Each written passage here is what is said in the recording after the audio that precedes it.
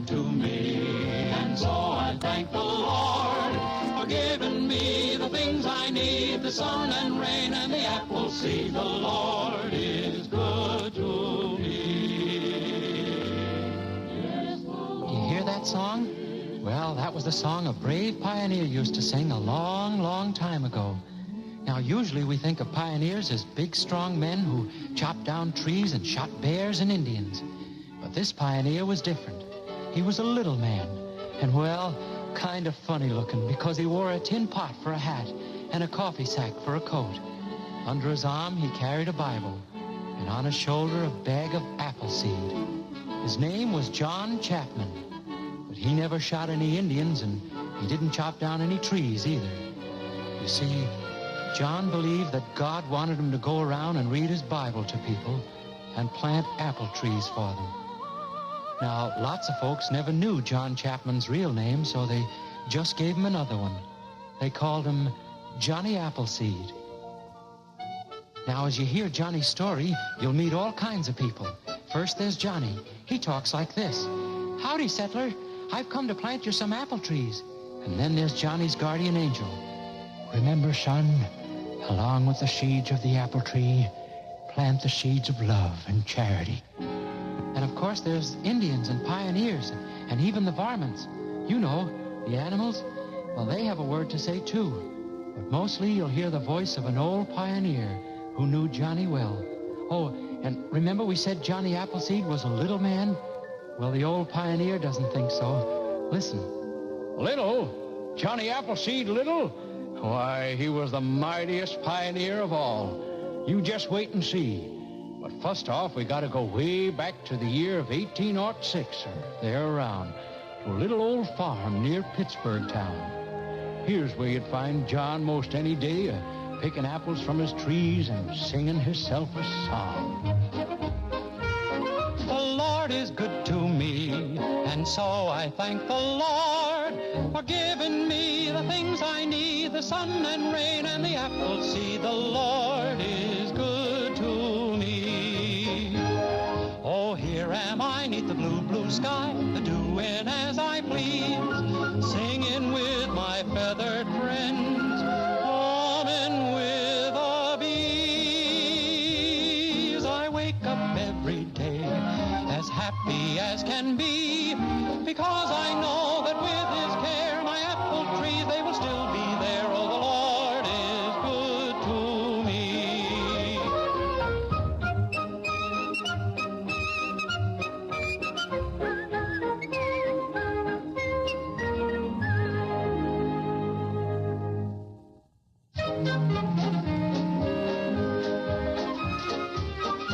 Yes, sirree. John surely loved the apple tree. Of course, there was something else that Johnny loved, and that was his Bible, the Word of God. He never failed when his work was through to sit and read a verse or two. Now, one day whilst John was reading there, he felt a stirring in the air. Well, sir, it was a wagon train a-coming down the dusty road, just loaded down with pioneers a-heading west. Get on the wagon, rolling west, or you'll be left alone. The rivers may be wide, the mountains may be tall, the purpose of the pioneer with railways. Johnny surely liked that song.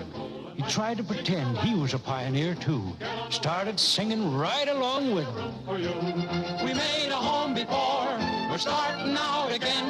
We ain't afeard of man or beast, we're strong-hearted men. So get on the wagon, rolling west, out to the great unknown. Get on the wagon, rolling west, or you'll be left alone. Or you'll be left alone? Poor little John. He warn't no pioneer, not yet. It was all just pretend. And so the wagon train rolled on over the hill and left him standing there. John sure felt bad, because he wanted to go west and be a pioneer too. And then, just when he was feeling sorriest for himself, a miracle happened. All of a sudden, from way up high come a strange some sound. And then a great white glistening light comes swooping down from the sky, fetched up right beside him. Scared him half to death. And then, well, What's holding you, Johnny? Says a voice. Go on out west if that's your choice. And now the light grew soft and yellow, and lo and behold, there stood a fella, right in the middle of it. Had on buckskin breeches, a coonskin cap, some homespun wings, and a homely map. Well, sir, it was an angel. John's own private guardian angel. Well, speak up, boy. Don't stand there gawking. Unlock your jaw and get to talking. Yes, sir. Why don't I go west? 'Cause I ain't got the muscle or the breadth of chest. Out there's the strong men who survive, and I'm about the puniest feller alive. Shame to you, Johnny. For shame, I said. You got faith and courage and a level head. But shucks, you see, sir, all I know is apple trees. And what's wrong with apples, if you please? Ain't they about the finest fruit in all the land? Why, shoot, man, they take the cake. Just think, Johnny, of all the things that apples make. There's apple pickles, oh so tasty, apple tarts and apple pasty, apple dumplings, not to mention apple sass. Apple fritters, light as thistle, and for folks to wet their whistle, tangy apple cider in a glass. Stew 'em, fry 'em, boil 'em, bake 'em, apple pie and apple cake 'em. You can cook an apple anyway. There's apple this and apple that. The recipes would fill your hat. Why, I could carry on like this all day. So pack your stuff and get a going. Get them apple trees a-growing. There's a lot of work out there to do. Oh, there's a lot of work to do. But you see, sir, I ain't got no gun, nor traps, nor gear, none of the things I'll need out there. You ain't got that... Dadgummit, boy, I'm ashamed of you. You got the stuff to see you through. Why, you got all the seeds you're needin', and for pretty darn good reading, there ain't nothing finer than your book. Here's a mighty handy bonnet. Why, it's a tin pot with a handle on it. Yep. Turn it upside down and you can cook. So, come on, son, and get a going. Get them apple trees a-growing. There's a lot of work out there to do. Oh, there's a lot of work to do. And remember, son, along with the seeds of the apple tree, plant the seeds of love and charity. Plant 'em clear across the whole frontier. And all the settler folk out there, they'll thank you for a kindly deed and say, bless you, Johnny Appleseed. Well, sir, that done it. That's how it all began. That's how Johnny, all alone, set out to meet the great unknown. Now, I just wish you could have seen what John was a-walking into. A great big chunk of forest land that covered all Ohio and Indiana. In every dadgum square mile of her, packed full of bars and wolves and wildcat and hostile Injuns and things like that. It was a mighty big and fearsome place for a man to face. A little man and all alone, without no knife, without no gun. But it never hindered little John. He just kept walking on, walked through sunshine, walked through rain, over the mountain, over the plain, through forest trails, knee-deep in mire, through roots and rocks and ripshin briar, walked and walked until he found a little spot of open ground with fertile soil and warmsome breeze, a place to plant his apple trees.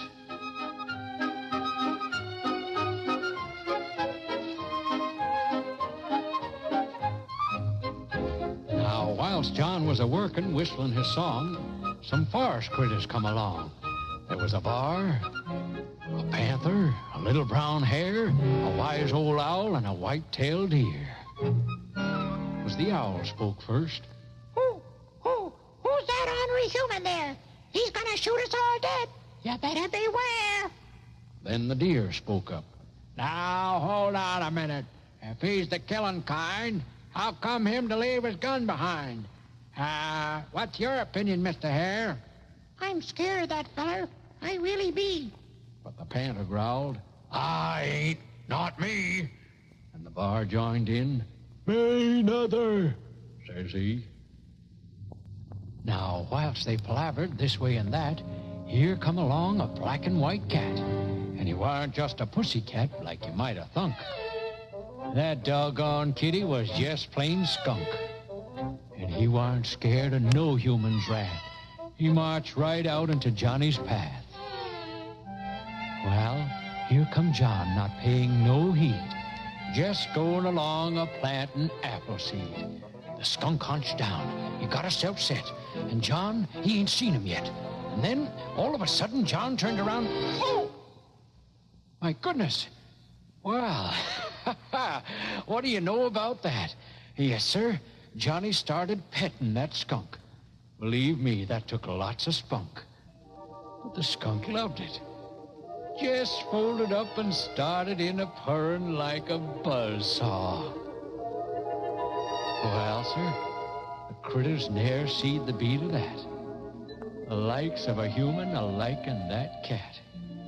And throughout the forest from that time on, every last living varmint was a friend to John.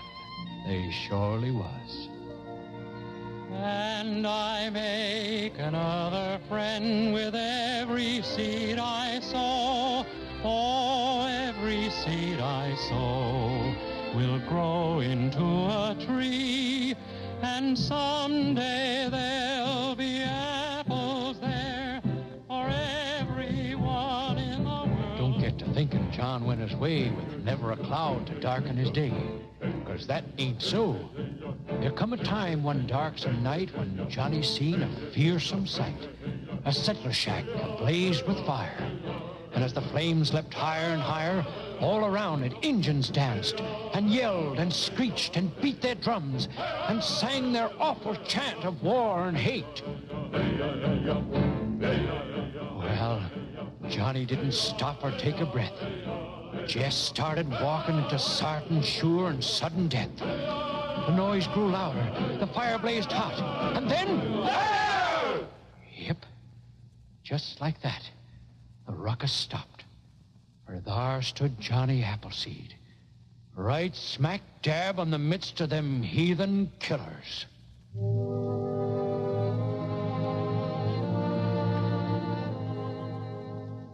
Yes, sir, there was the Injuns, and there was John, 100 poison arrows pointed at his heart, and all around spears and tomahawks was raised to cut him down. But Johnny wasn't scared. He just opened up his book and spoke like this. Put away your wrath, O my brothers. Be ye kind and merciful. A little man and all alone, without no knife, without no gun.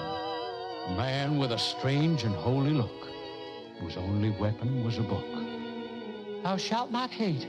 Thou shalt not kill. Them Injuns never made a move. Shucks, they knowed better. Why, Johnny Appleseed was the bravest man they ever seen.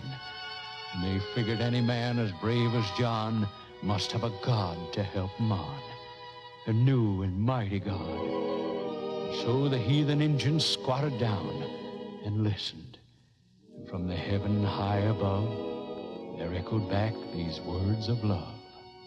Blessed are peacemakers, for they shall be called the children of God.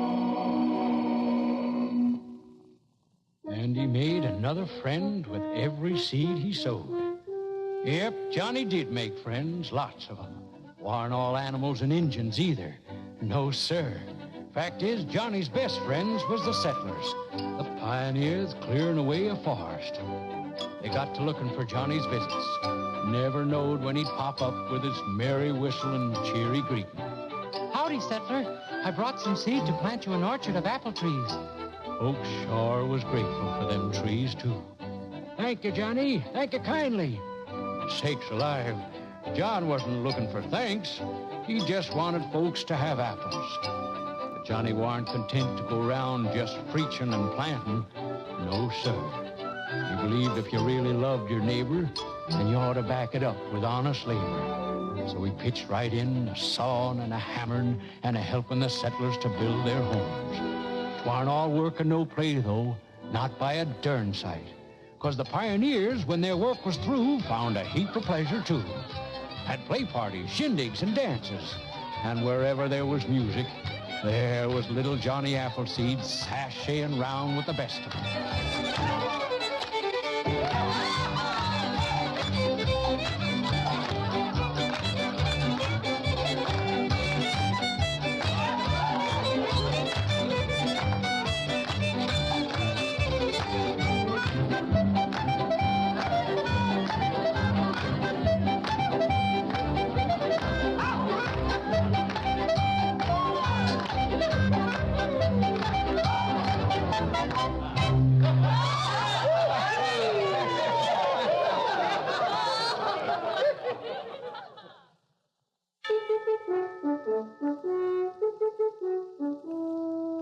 Now Johnny Appleseed had become a real pioneer, so he couldn't stay long anywhere, because he had a lot of walking and planting still left to do.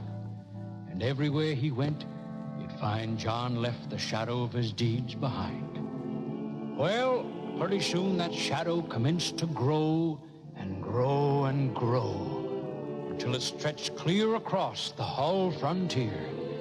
And in that shadow everywhere, you'd find John left these blessings 3. Love, and faith, and the apple tree.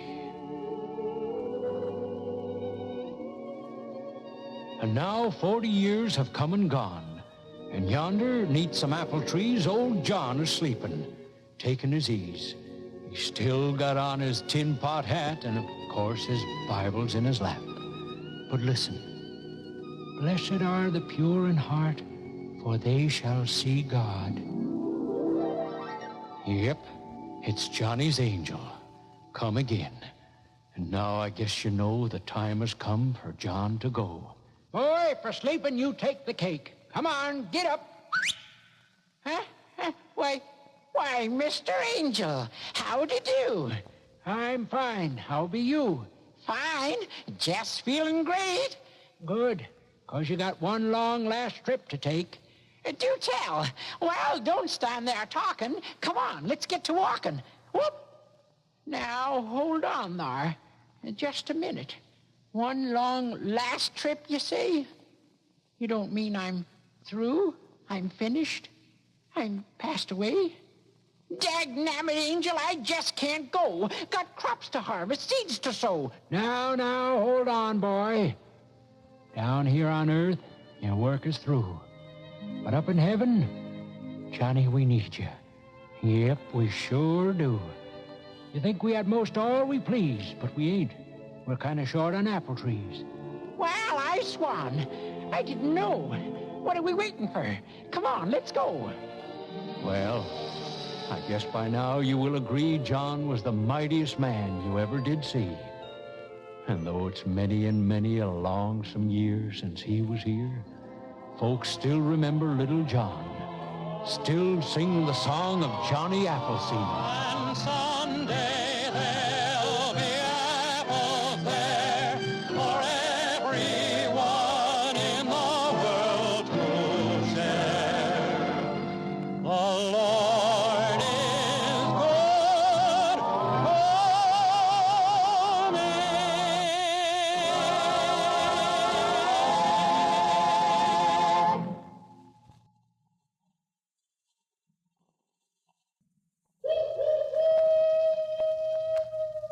Shades of night are falling as the wind begins to sigh, and the world is silhouetted against the sky. Blue shadows on the trail. Well, howdy, boys and girls. Doggone, it's mighty neighborly of you to drop by and join us around the campfire.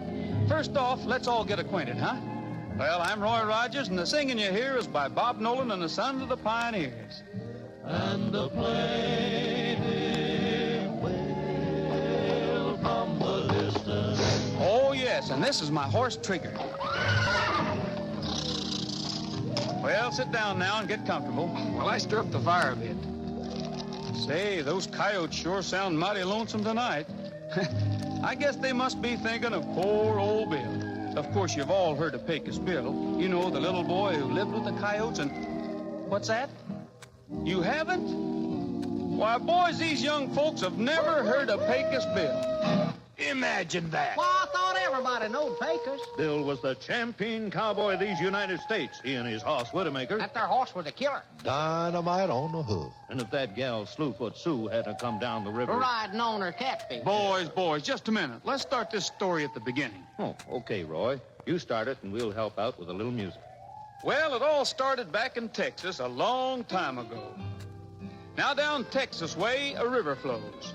Where it comes from, nobody knows. Where it's going, don't no one care. Just doggone glad it's a-leaving there. That there's the Pecos River. Pure alkali. Just naturally mean water. Why, the buzzards won't even touch it. Into this fertile garden spot, once there come a prairie cart. There was Ma and Pa and 16 brats and 4 hound dogs. Yeah, and a couple of cats. All a-going west a-looking for elbow room. Crossing the Pecos River bed, Bill fell out and lit on his head. Folks didn't even know he was gone. Old wagon just kept rolling along. Poor little Bill. Yes, only 2 years old and all by his lonesome. Too bad.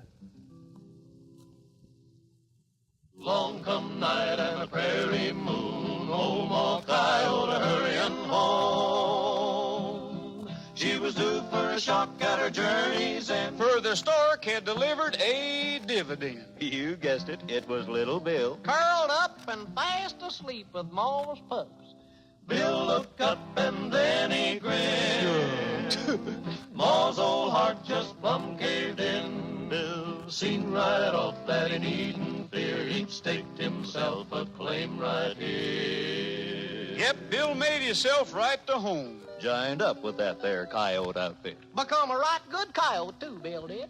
And that's how Pecos Bill growed up tougher than any coyote pup. I guess Bill kind of had the knack for it, because soon he was the boss of that there coyote pack. Yeah, but little Bill couldn't rest till he'd proved himself the A1 best. And in a year, or maybe 2, he was a boss of all them other varmints, too. It all come kind of natural to Bill.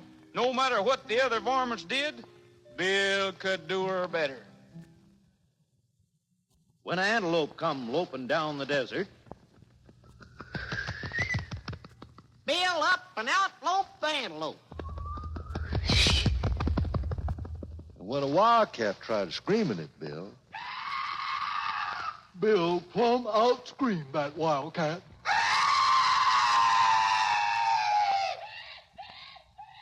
And one day when a grizzly bear was foolish enough to wrestle with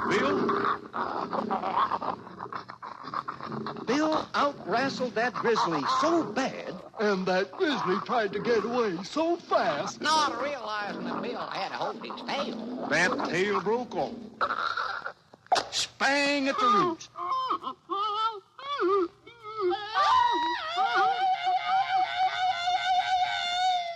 and that's why them grizzlies got no tails today. Mm-hmm. And now, you know what a keen nose a wolf has, and how good he can smell. Well, after a couple of years of them there coyotes, you should have smelt Bill.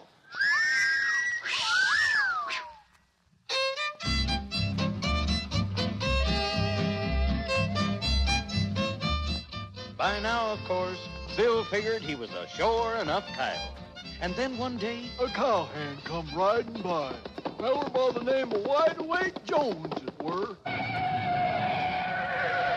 Howdy, stranger, says Wide Awake. Howdy, says Bill. Now, I don't aim to be a presuming on your privacy, stranger, but ain't this all sort of irregular, running around on all fours without no clothes on, acting like a coyote? Nothing irregular about that, says Bill, seeing as how I am a coyote. Yeah. Well, I swan. Can you prove it? Why, sure, says Bill. Look, I got fleas. And Bill scratched his right ear with his left hind leg.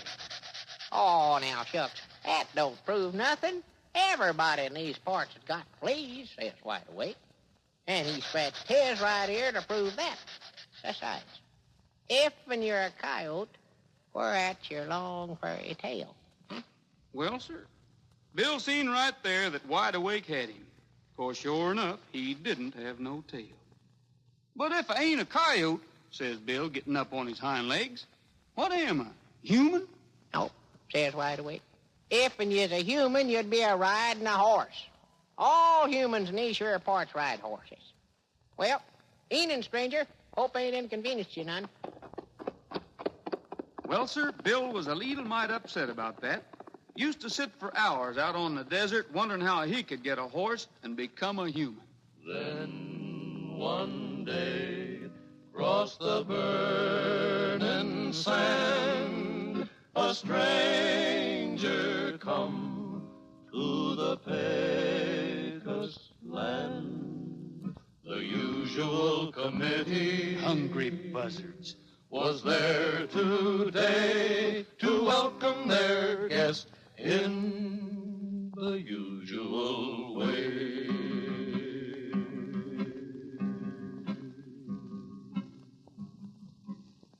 It was a little cold.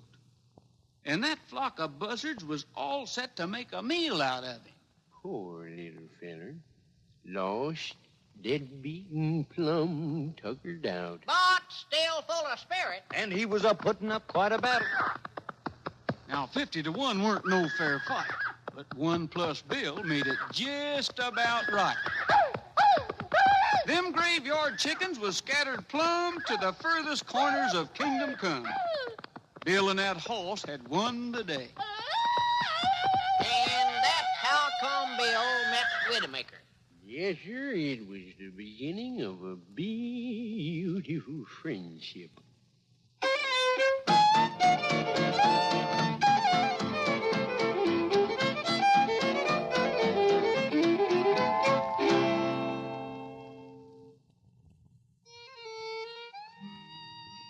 Yep, from that time on, them two stuck together, like warts on a toad, like birds of a feather. When old Bill growed up, it was natural, of course. He'd choose a career to suit him and his horse. Yep, Bill become a rootin', tootin' cowboy.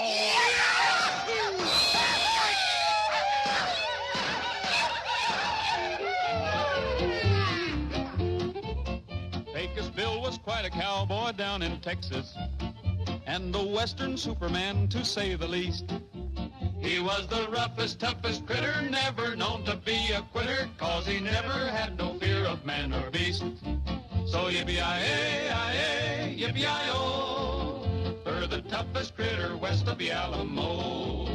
Once he wrote the raging cyclone out of nowhere. Then he straddled it and settled down with ease. And while that cyclone bucked and flitted, Pecos rolled the smoke and lit it, and he tamed that ornery wind down to a breeze. So yippee-yi-yi, yippee-yi-o.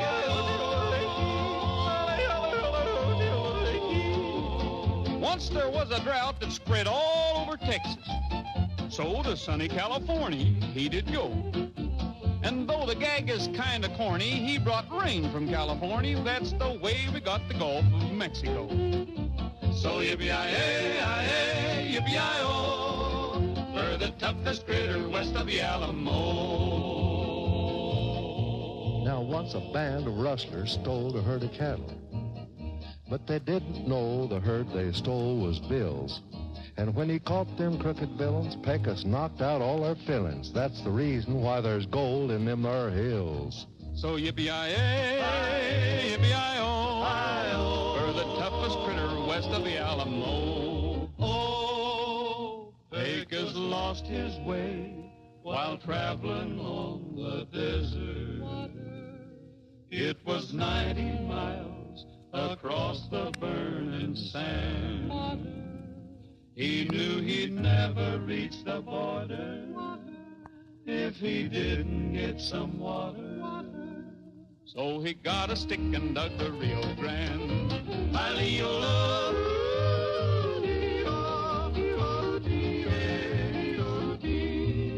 While a tribe of painted Indians did a war dance, Pecos started shooting up their little game. He gave them redskins such a shake-up that they jumped out of their makeup. That's the way the Painted Desert got its name. So yippee-yi-yi-yi-yi-yi-o, for the toughest critter west of the Alamo. While reclining on a cloud high over Texas, with his guns he made the stars evaporate. Then Pecos saw them stars declining, so he left one brightly shining as the emblem of the Lone Star, Texas state. So yippee-yi-yi-yi-yi, yippee-yi-o, as the emblem of the Lone Star, Texas state.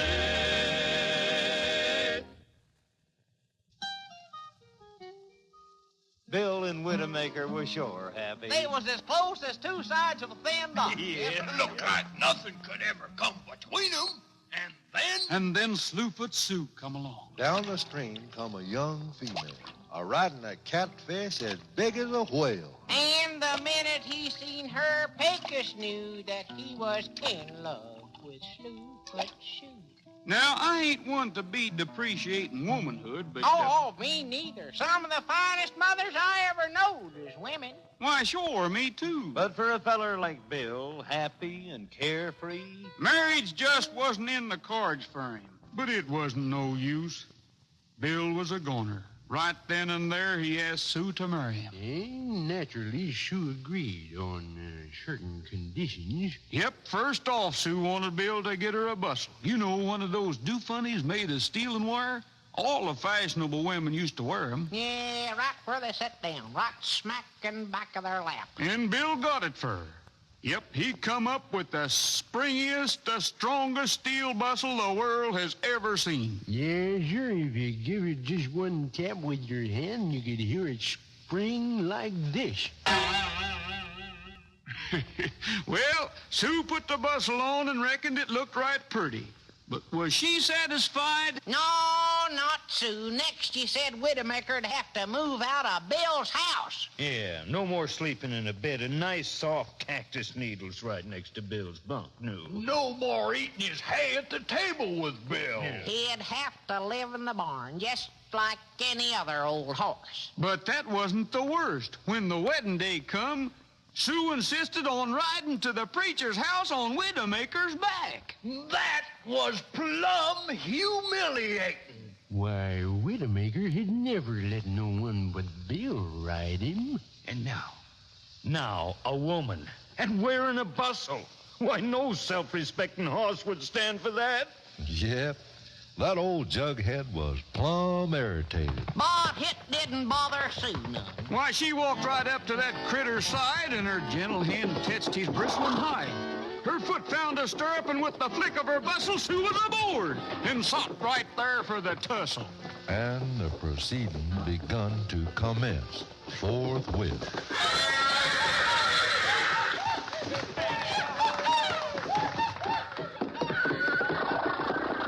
Sue sure could ride that Widowmaker. Yeah, wasn't no doubt about it. That there Sue was a regular female buckaroo.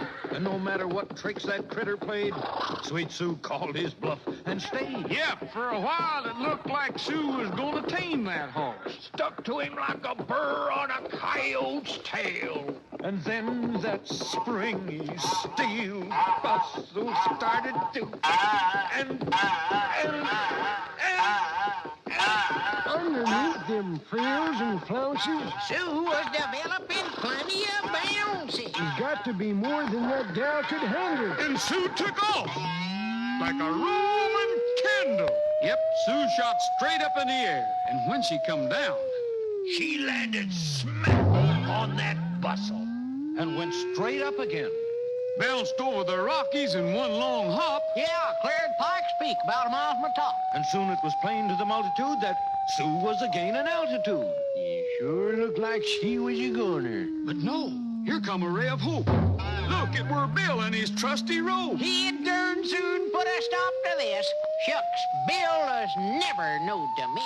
Why, Bill had it all figured out. Next time Sue come down, he'd throw his lasso around her. And then ease her down to the ground, kind of gentle-like. And then the wedding could proceed as per schedule. But Widowmaker He seen what Bill had in mind. And when nobody was looking, he put his foot on Bill's rope so that when he throwed it, it'd fall short. But poor Bill, he didn't know about this. He built his loop with careless ease, judged his distance, stuck his finger in the air and tested the breeze. Then a whirl, a twirl, and a twist of the wrist, he let her go. Oh, but the champagne missed. Bill never could figure out how he come to miss. But Widowmaker, he knew. And as for Sue, she was off again on her heavenly flight. Up, up she went, clean out of sight. Till far out into space, this unfortunate maid finally come to the moon. And that's where she stayed. Move along, blue shadow. In the state of Texas, USA, life still goes on in the same old way. And the Pecos River still flows on, but the greatest cowboy on earth is gone. Yep, Bill went back to the coyotes, but he never forgot Sue. And every night when the moon rose high, he'd lift his voice in mournful cry, bewailing the fate of his lady fair, his long-lost love in the sky up there. So painful was his grief to see, the coyotes joined in out of sympathy. And that's how come to this very day, coyotes howl at the moon that way.